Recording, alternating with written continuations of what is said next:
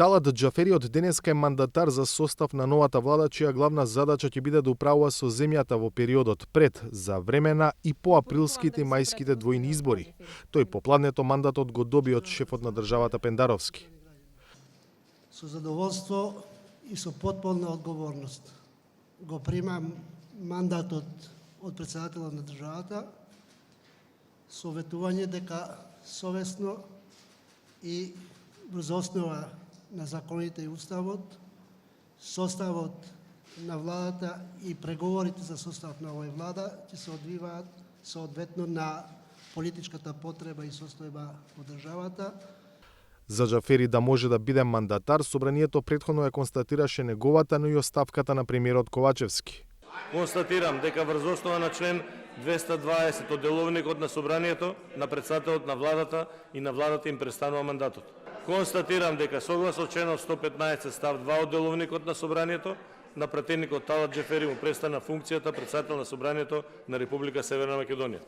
Опозицијата тоа бурно го поздрави.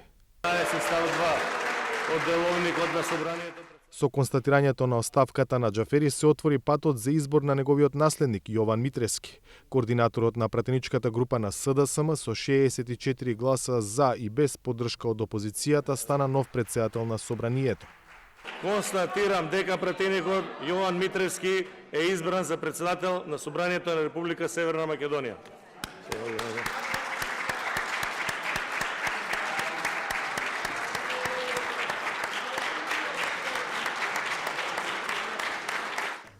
По примопредавањето на функцијата, новиот спикер во првата изјава за медиуми повика на соработка со сите партии застапени во парламентот.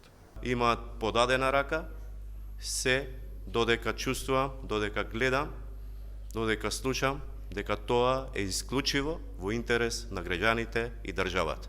На крајот ние сме избрани од граѓаните и наш врвен приоритет треба да биде интересот на граѓаните и на државата.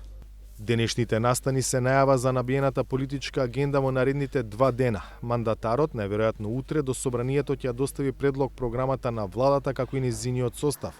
Нови имиња ќе бидат кадрите предложени од ВМРО ДПМН за министри за внатрешни работи и труд и социјала, Панче Тошковски и Ѓоко Велковски, како и тројца дополнителни заменици министри за финансии, за информатичко општество и за земјоделство, Елена Петрова, Стефан Андоновски и Цветан Трипуновски.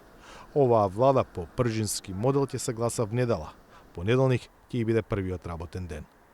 За Гласот на Америка. Од Скопје, Владимир Мирчевски.